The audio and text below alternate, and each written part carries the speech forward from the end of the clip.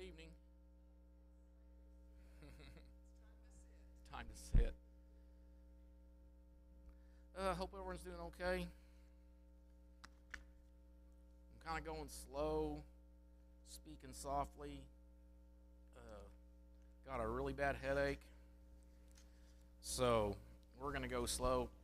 A lot of the boys aren't here, so we're not doing tea time tonight. So last week, I kind of gave y'all an assignment. I don't know if you remember or not, but we were hoping to look at Genesis 12 and 1 Kings 17.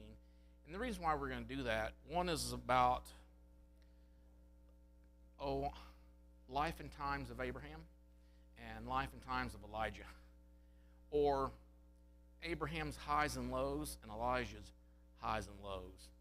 And so, one of the reasons why we're doing that, we're looking at this idea of faith, hope, and love. And obviously that's coming from 1 Corinthians 13, right? Paul's treatise on these three powerful things that remain for all Christians when it comes to like spiritual gifts. He spent a lot of 1 Corinthians 12 and talking about spiritual gifts and their needs and how he wished they had the gift of prophecy over tongues, right? And because the gift of prophecy, it benefits everybody. Tongues only benefits one group, and so anyway. And so we're looking at one of the aspects of that, and we're looking at faith. And we've been looking at faith this is our second week of this new series, When All Else Fails, Faith, Hope, and Love. And it's the patriarch and prophet. And so I thought I'd kind of give you a little, or summarize kind of Abraham's timeline, and then once we kind of know that, we'll talk a little bit more about what you all think about that. So here's Abraham's timeline, his highs and lows from Genesis 12 through chapter 22. So at the age of 75, Abraham gets a call from God telling him to get his family and go into the land that he's going to show him, Genesis chapter 12. He also gives him a blessing and how he's going to be a blessing. And so we're going to look at that as one of Abraham's highs, because Abraham it seems like on a whim, just does exactly what God asked him to do. Immediately after that, a famine drives him to Egypt, where he tells a lie, saying that Sarai is his sister, allowing her to be taken by Pharaoh. Age 75 to 85, Genesis 13 through 15, on a high, he returns to Canaan. No, we're not going to do it tonight. Thank you. Abraham returns to Canaan, worships, and generously allows Lot to choose the land instead of himself. He says, we don't want any kind of argument we're kinsmen. We don't want that, and he takes it upon fate to let Lot choose. A lot of times I guess we could say, well, Lot chose poorly, but, things work out. So God reaffirms the covenant, promising land and an offspring as numerous as the stars, Genesis 15. Abraham is able to rescue Lot from the four kings and is blessed by Melchizedek, Genesis 14. At the age of 85 to 86, below we'll call it the Ishmael incident from Genesis 16. His low is he's impatient for a son. Abraham follows Sarai's plan to have a child with Hagar, his servant. Ishmael is born. There's domestic strife ensues, leading to Hagar's flight. Age 99, his highs, covenant and name change, Genesis 17 through 19. The high, God changes his name to Abraham, the father of many, establishes circumcision as a sign of the covenant, visited by three divine visitors who promise Isaac will be born within a year, intercedes for Sodom, demonstrating his role as a prophet, lows, moves to Gerar, and again lies about Sarah being his sister, Genesis 20. At the age of 100, Isaac's birth, Genesis 21. Sarah gives birth to Isaac, fulfilling a 25-year-long promise. Lo, Sarah demands the expulsion of Hagar and Ishmael, grieving Abraham, though God promised to protect Ishmael. Circa about age 110 to 120, peak and high, the test, Genesis 22. God tests Abraham by commanding him to sacrifice Isaac. Abraham obeys, demonstrating supreme faith. And God provides a ram as a substitute, reiterating the blessing. This event cements his legacy as the father of the faithful. And so kind of the summary of these key themes: failures primarily related to fear for his safety, lying about Sarah, and impatient with God's timing, Hagar. Victories rooted in trusting God's promises over immediate circumstances, culminating in the ultimate test of sacrificing Isaac. So we can kind of look at, sometimes I think when we talk about Abraham, a lot of times we're not thinking about all the low parts, are we? We're thinking about, when I think of Abraham as a father, taking Isaac to go do what God's commanded, but there's some hints there that Abraham trusted God immensely when he tells the servants, stay here, the lad and I are going to go worship, and we'll come back. In the Hebrew letter, the Hebrew writer says that Abraham reasoned God could raise the dead. And so there is a lot of very powerful subtleties about Abraham, his trust, even though there seems to be a lot of lows in Abraham's life. And so how does Abraham's example, how does that help us in our walk of faith with God? How does that, I know that was a quick and a dirty, right? Like a bunch of chapter summary. And that wasn't perfect, but I think it kind of encapsulates part of Abraham's life, especially when you get the call at 75 years old. So how does that help us in our walk of faith? Anybody? He didn't. Okay, great. Don says God never failed on his promise to Abraham. Anybody else? Yeah.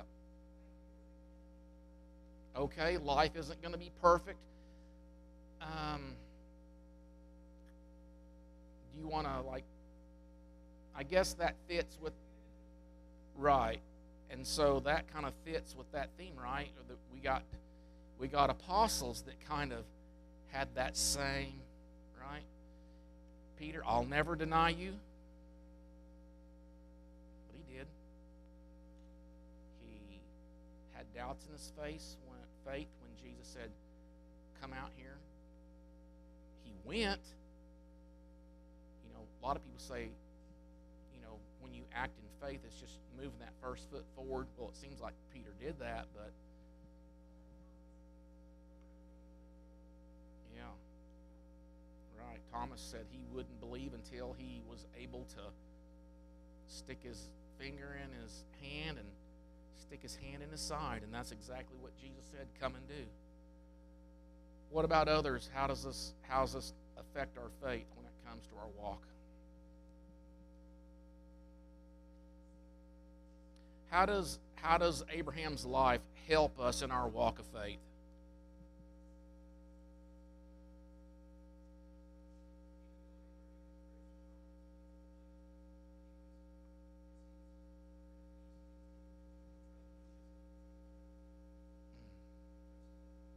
Yeah, very good. Yeah. Very willing to follow. Gail says he's very willing, but also at times he was weak and he didn't do what God, he was partially impatient. And remember, that's one of the big things that Abraham said to God after his big victory with the 4 kings, right? He goes, what are you going to give me, right, since I go without my own child, right? What was the guy's name that was going to be his heir? A relative, but it was a far relative. Issachar? No. Anyway. Eleazar? Is that? Anyway, someone can find that and tells. But, he actually told it to God. He goes, what can you give me since I go childless? But God had already promised him he was going to be the father of great nations. What others have you got?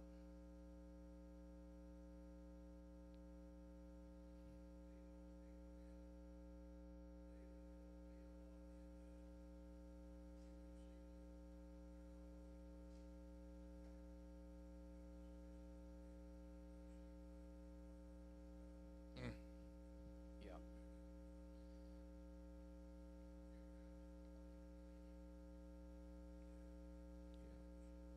He did. Okay. Anybody else? You can actually dip outside of Abraham if you want. Like, I think a lot of us, we probably, in a lot of ways, somehow, at some point in our life, we can very personally relate to some of the patriarchs or some of the prophets with the struggle, right? So, is there someone that you have relate? Now, I'm not asking you that to trip you up, like, so I'll know what your trouble is. I'm not saying that at all, but a lot of times, we relate to people, right? I feel like I relate a lot to David, right? And so I want to be God's man so bad, right? I think we walk through life, we want the approval of so many people, don't we? We want the approval of our parents, your dad, coach, maybe a leader in the church. Sometimes I think back when I was a kid, which was probably the minister or the elders, they were like, whew. I remember going to a youth rally years and years ago down to Texas. I was in high school, and I wanted to meet Willie Franklin so bad. He just had that. He had charisma, didn't he? But he had this message, right, of giving up so much to walk with God. And I wanted to meet him. And when I finally got up there, he's like, hey, nice to meet you, young man. He moved on to other people, and I was just like, oh. So I was really disappointed. So, but for a long time, I've felt like, I want to be God's man, right? And so I think that's why I ended up reading a lot of Psalms of David, just different things. So what are some other Bible people that you relate to that help you with your faith? And when I say help you with your faith, we're living our faith, aren't we? It's kind of fluid, isn't it? We go through a lot of spells in our life where, man, things are going great. And you can ask Brenda, probably our second dad, we would call it Clarence Coe, elder in the church. His son married Brenda's youngest sister, so we're related from being in youth group all of them years. But, he says, hey, when things are going really good, watch out. So when we're very prosperous, things are going good, and you're not on guard, sometimes you get tripped up, don't you? And so we're just on this path, walking with the Lord. And I think wouldn't you like to just be on this linear path, right? Every year just slowly improve.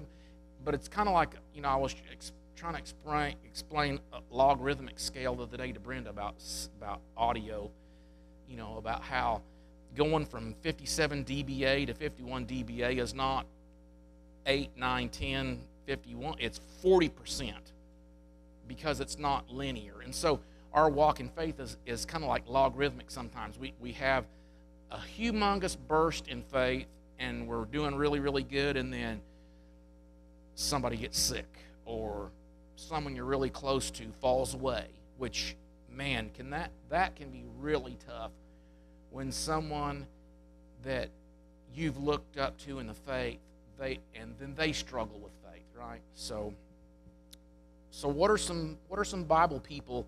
And ladies, I know there's a lot of women in the Bible that you probably look up to, and I'm not saying you can't look up to the male prophets or male patriarch, but sometimes we kind of identify ourselves with those people. So who is it? Who are some people you identify with, and why? Yes, Jackie.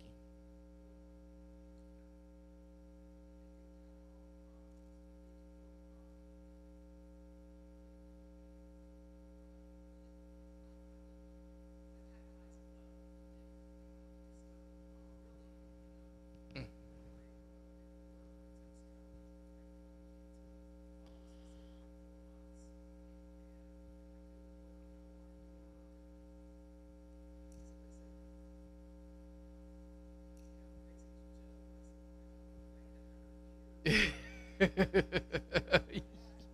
Yeah,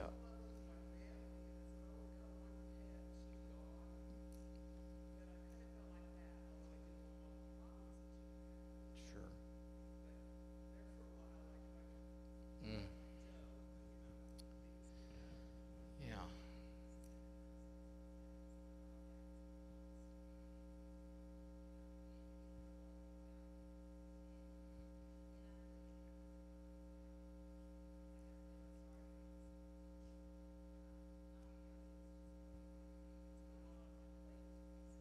Yeah. My grandpa used to joke about he hauled cattle for a living. He always told stories about hauling cattle and hauling loads, and he said to me and my cousins one time, he goes, if you were a feather merchant and you had all the feathers you could carry, could you carry just one more? And we were like, this is a trick question, right? you know, but I think that's a lot, and we take a lot of things on, don't we? And we keep filling our basket up, filling our basket up, filling our basket up, and then just like one more, the tiniest little insignificant thing of a feather would break you, right? Or at least make you have to set down that load and kind of either reevaluate and start over. But I think one of the most important things about Abraham, in my mind, is he gets a place in the Bible that speaks to his faith, like in Hebrews chapter 11, right? He's part of that, what do we call it, the great hall of faith, right? And he's got plenty of skeletons in his closet. I guess they're not skeletons because they're out there for us to see. That even with all those struggles, Abraham still, right, he still found his way in God's mercy and grace, didn't he? And, even Jesus talks about him in John chapter 8 about, Abraham loved me and he was looking forward to my day, right? He was loving that coming of Jesus. And so living in hope living in hope and faith are key aspects in our walk as a Christian, aren't they? And I think it's good for us to study about these guys because there's a lot of stress and anxiety that goes into trying to be perfect, right?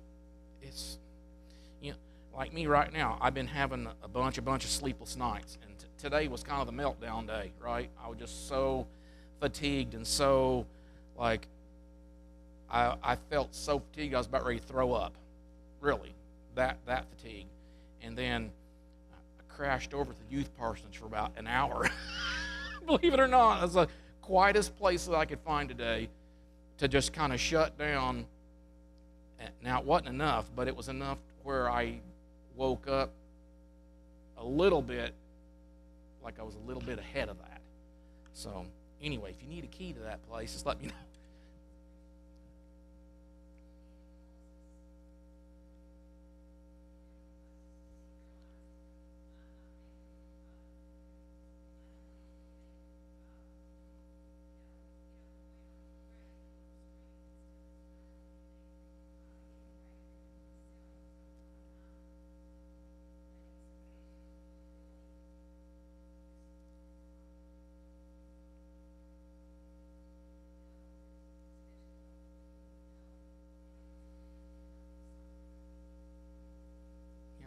this whole time, God was with Abraham. There's no doubt that God was with Abraham. Yes, Sam.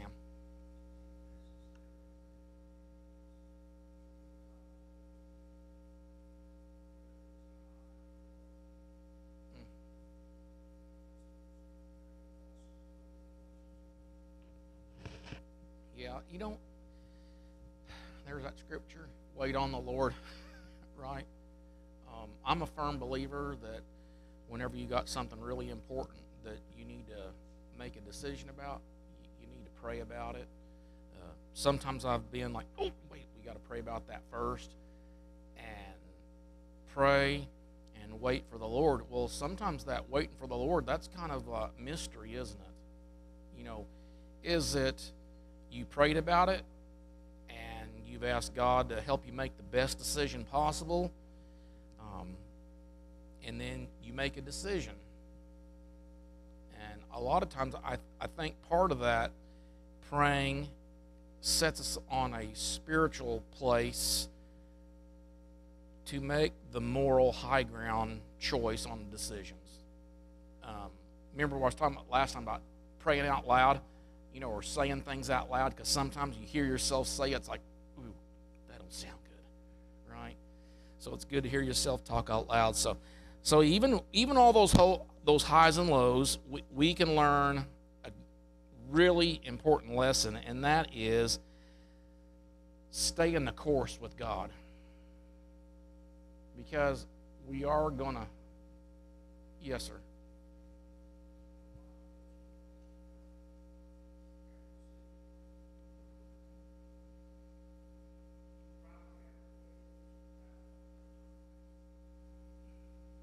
Probably.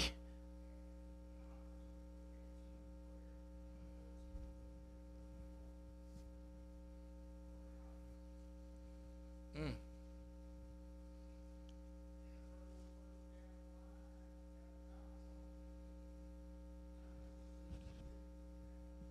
Mm. Yeah.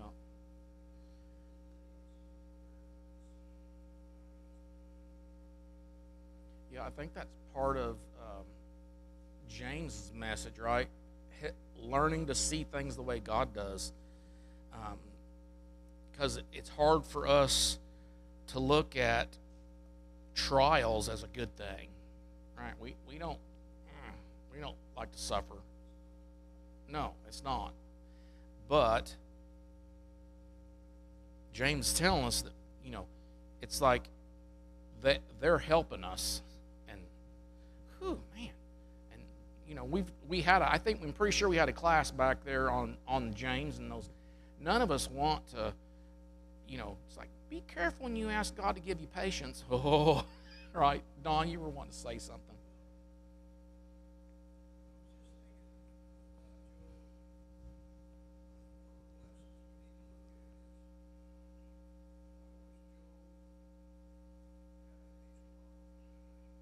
Mm, yeah, right.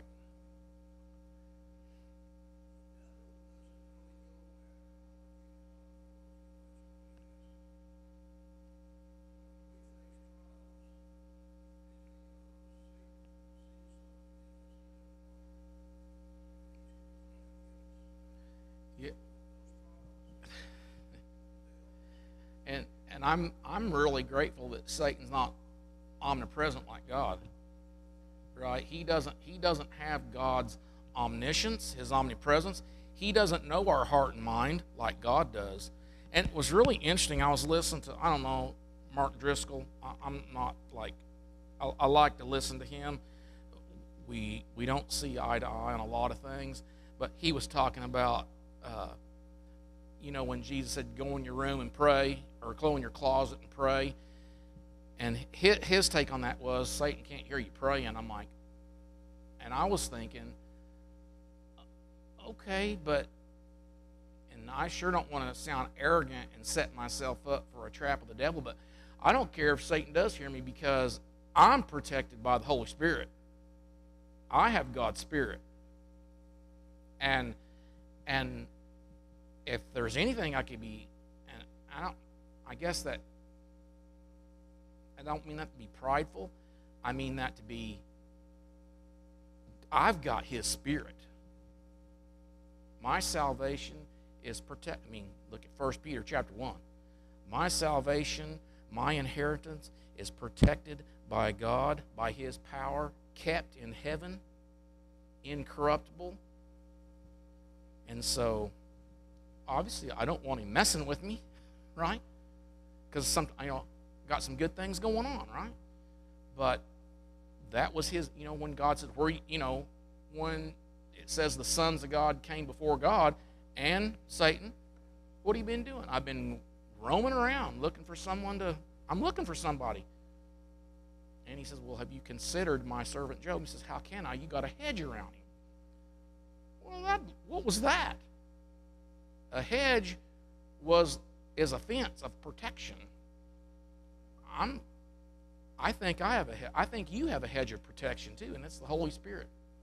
And so, but anyway, I know that kind of deviated a little bit there, but I really want us to consider Abraham's life. And we could talk about Elijah. That was the other one.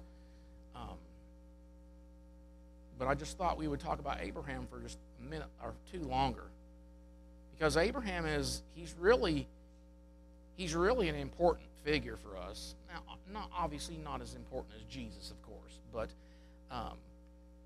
Abraham, just a regular old guy that God called. Right? It doesn't seem like Abraham was looking for God, but God found him, chose him, called him, and made promises to him. And we can clearly see God made good on those promises. And a lot of times we struggle with, is this really gonna come out for me? Yes, Cheryl.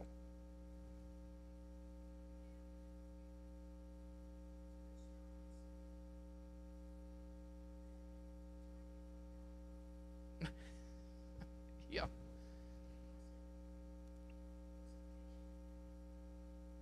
Mm.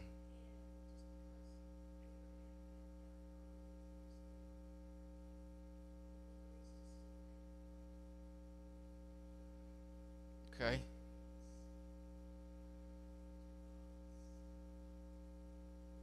Yeah. Well, I guess you could say that in a sense. In a sense, you could say that. But an interesting thing about, I think it's in Joshua. It's not the very last chapter of Joshua, but Joshua's writing there and saying that everything that God set out to do for Israel, He did. And it says there's not one promise that God made that didn't happen. Well, why did Israel lose the promised land?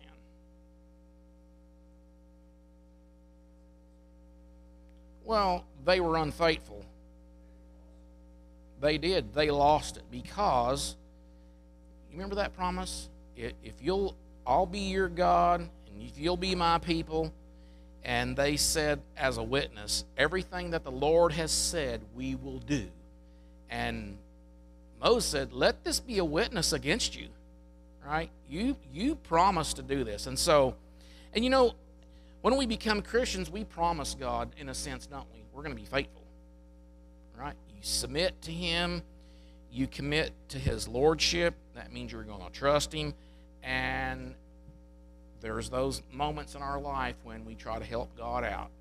Like, you were saying. We try to help God out to make these things manifest themselves. And, honestly, I think the older I get, especially, I tend to be a little bit more sympathetic with Abraham. He gets that call pretty late in life, and it's a 25-year window, right? It's 25 years. That's a long time to wait. I mean, in human terms, isn't it?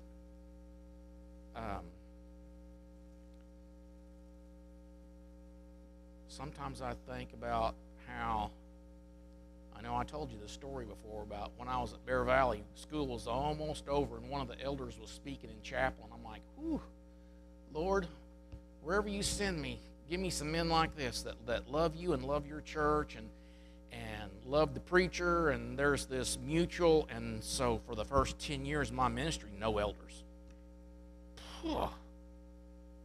That'll weary you. That will weary you. And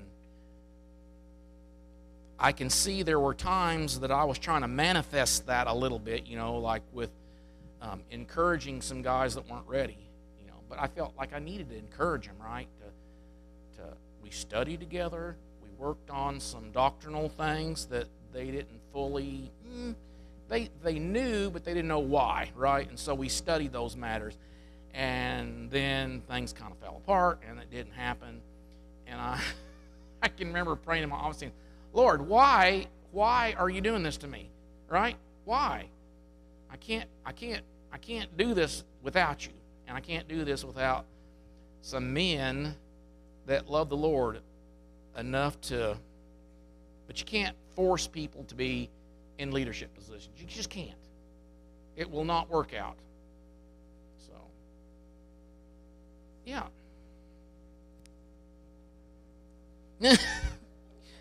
That's where I'm at today.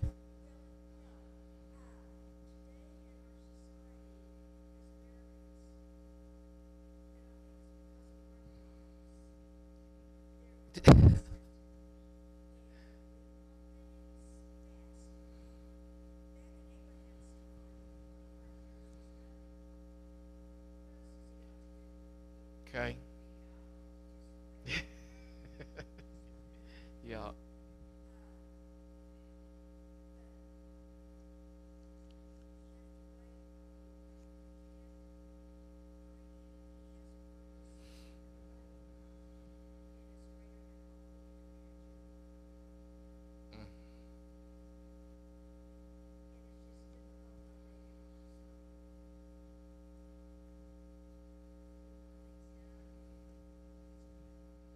Yeah.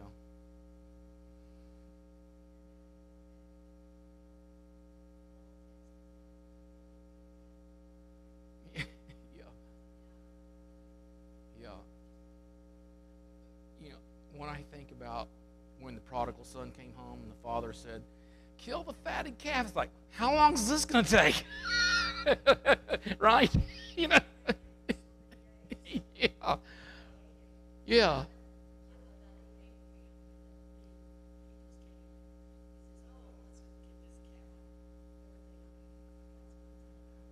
Yeah.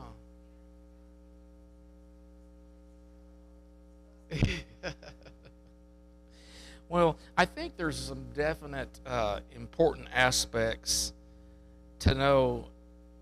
Abraham wasn't perfect, but he trusted God most of the time. And I think that kind of, you probably heard me say sometimes when I pray, help us to trust you a little bit more tomorrow, right? More than today. And,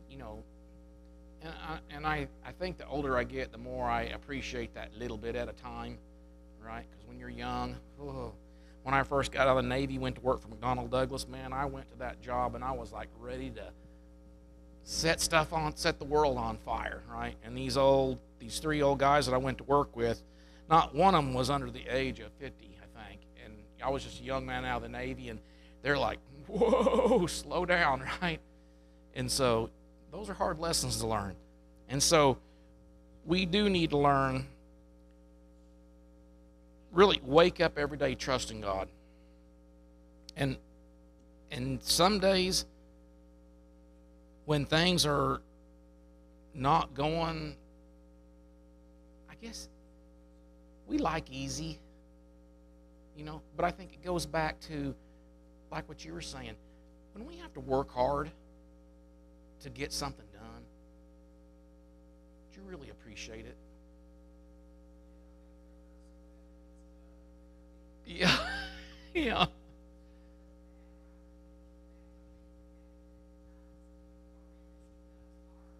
Mm-hmm.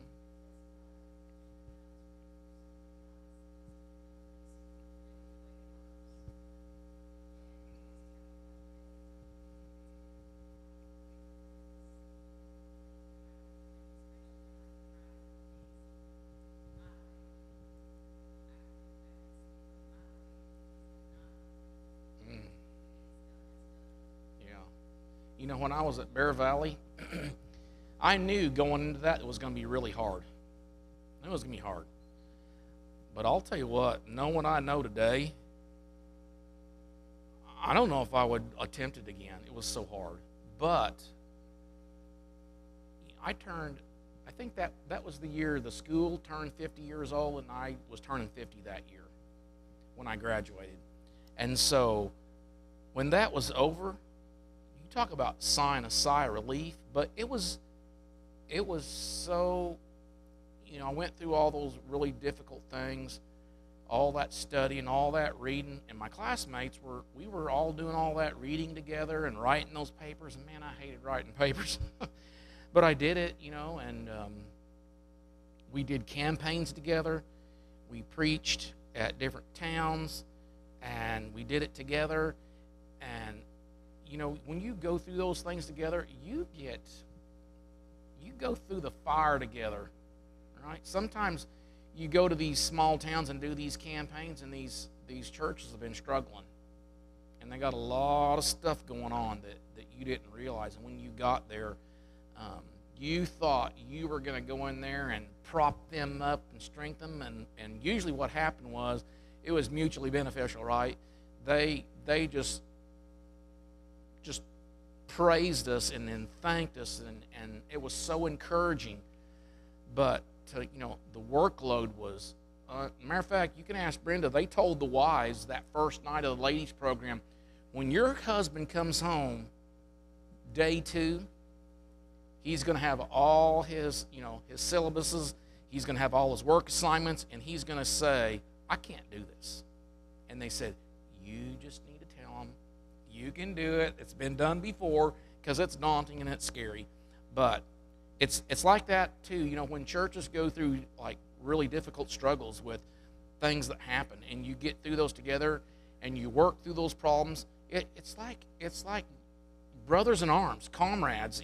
You go through the fire together, and you come through on the other side, and your faith is strengthened.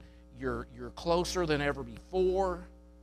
And so, when you think about that in the book of Acts, what made the church really grow? What was it? Remember what happened? Like, Acts chapter 6, 7, maybe it was 8? Yeah, and the persecution came out, and guess what happened? They scattered. And that goes back to what Luke was writing in Acts chapter 1, verse 7, when Jesus says, you'll be my witnesses in Jerusalem, Judea, Samaria, and the uttermost places of the world. That's exactly, one of my teachers says, that was his outline of Acts. And that's what happened, but it took that persecution of the church to make the people scatter. And they took the gospel with them everywhere. So that sounds terrible, but that turned out really good for the church.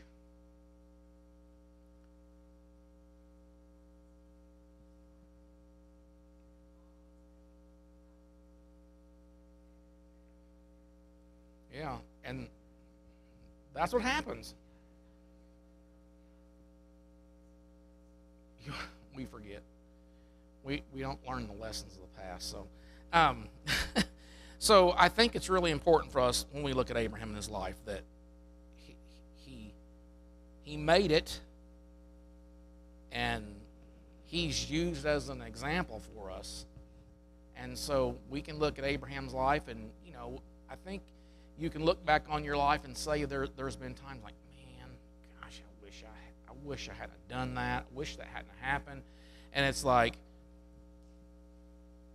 but if we know that things turn out for good for those who love the Lord, right? It's like what I think is so beautiful, God can take circumstances and broken people and do his will with that, right? And so it's really letting God, I got all kinds of hands going up, but letting God shape us and be used by God. So let me get Brenda, because I did see her hand go up first, and I'm not being, anyway, go ahead.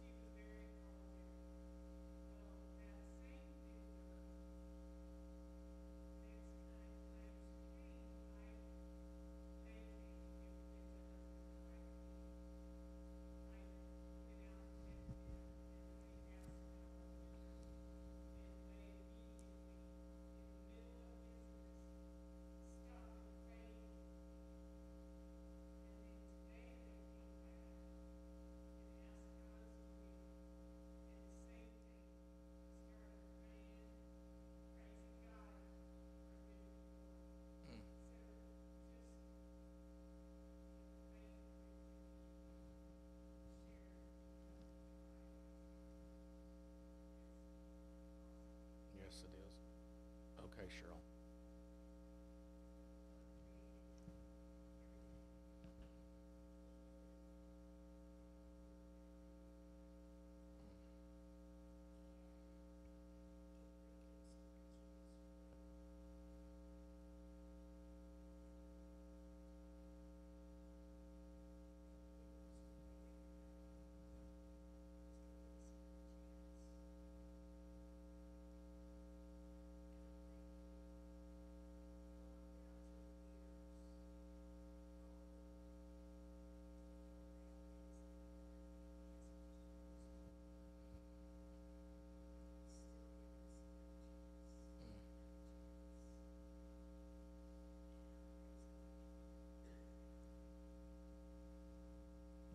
I think that a lot. Like, we tell that cute little story about, Jonah and the big fish, right?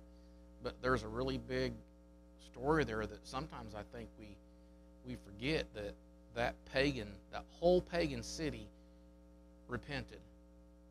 And it staved off God's wrath for years, to where God even used, because the Ninevites were Assyrians. Yeah. And so God used the Assyrians during the first captivity, right? Well, they went too far, but I just think about that faithfulness. God's faithfulness, goes back to his character and his nature revealed to Moses on the mountain when he showed Moses kind of his passing glory. So, yeah, it's great. God is faithful. He makes good on his promises. So, when you think about this idea of faith, hope, and love, hope is that element of these three amazing ideas that we have to set our sights on. Right? You have to look to the future. A lot of times you get ready to go on a trip, you got an idea where you're going, don't you? Right? You get the you get the map out and go, well, I'm going to, somewhere, and you put it on the map, and Brenda likes to put it in the GPS, and that just makes me so mad. I want to look at the map. I don't want to listen to that GPS. I want to know where I'm going, because you can get lost following the GPS. First off, you don't know where you're at in some places, right? You just been listening to turn right, turn left, So anyway, I'm not picking on Brenda, but she knows I like to still look at a map, because that GPS will lie to you. It'll take you through the goat trails that you don't want to go down.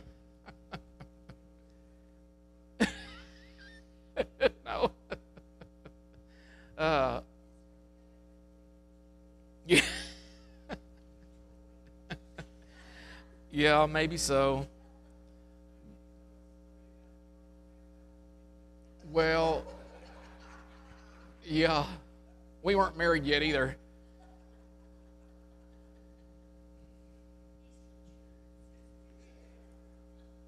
Brenda's the one that threw the map out the window.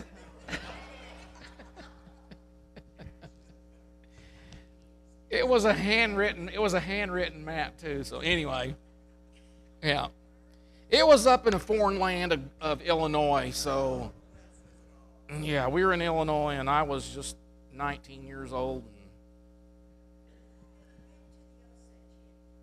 No, but you know what? We were on our way to the mall to look for wedding rings.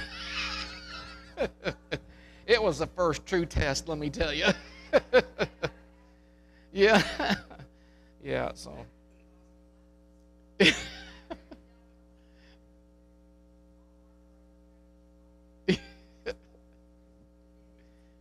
Yeah, yeah.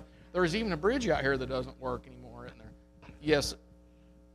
No, I was thinking this one over here that's... No. What is it? Maybe it is. That's just got a big old... It's an old bridge that's closed. I just found it the other day. I was like, oh. Yeah, Blackwell. Yeah. Anyway, Ross, sorry. Go ahead.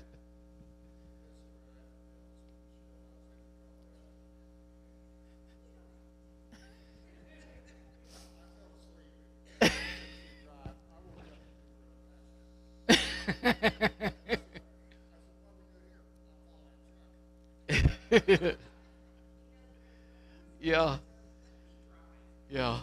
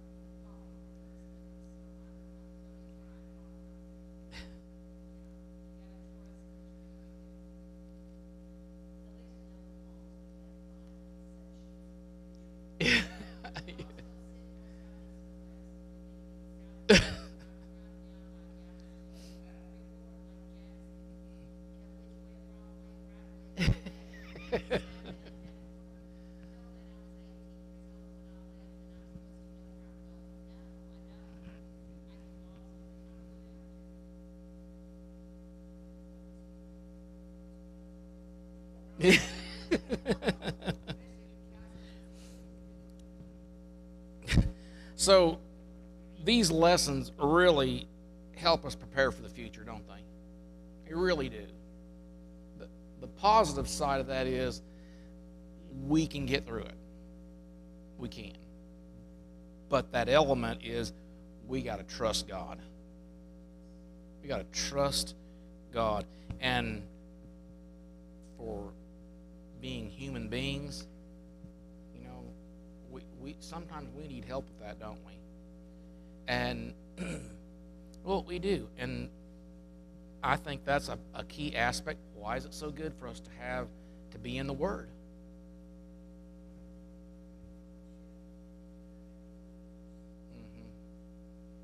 Yeah. Yeah, that's important. I mean, especially if you look at the church in Acts chapter 2, right? You know, they had all things in common. Matter of fact, it seemed like they voluntarily sold what needed to be sold so people could have what they needed. And so they met together. It says they went from house to house. It sounds like they enjoyed each other's company. And I think that's important for us too, to have that. Yeah. Yeah. Yeah.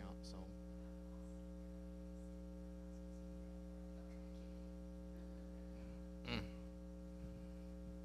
So, so it helps us. It helps us to get stronger. It really does. The good example helps to get stronger, knowing that we all have life experiences, and we're going to experience things in different ways. You know, there's a lot of I already know there's a lot of people here that went through cancer treatment, and they're really big encouragement to Brenda, and I'm thankful for that.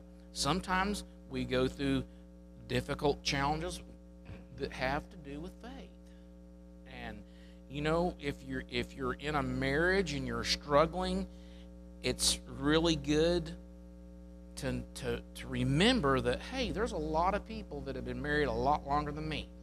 All right, this is going to be 41. This is going to be 41 years for Brandon and I. But I know that a lot of you have been married a lot longer than that, and that's encouraging. And for young people, even in and outside of the church, that are making the decision to live together before they get married. And that's not God's way. That's not what He wants. But you know, a lot of that, yes, when you're young and your heart goes boom, boom, boom for each other, and there's attraction. But we have to teach our young people and remind us today, we made the decision to love this person, didn't we? We made the decision. And that's a commitment. And we need to have the stick-to-it nature. We need to do our best. And so having those examples is so encouraging. So anyway, anybody got anything else?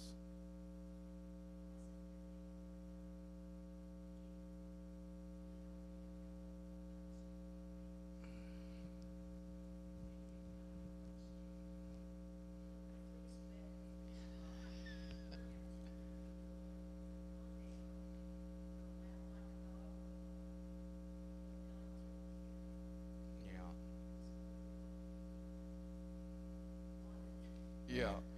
But boy, he wanted just right, didn't he? If you'll do this, and I'll see this, and yeah.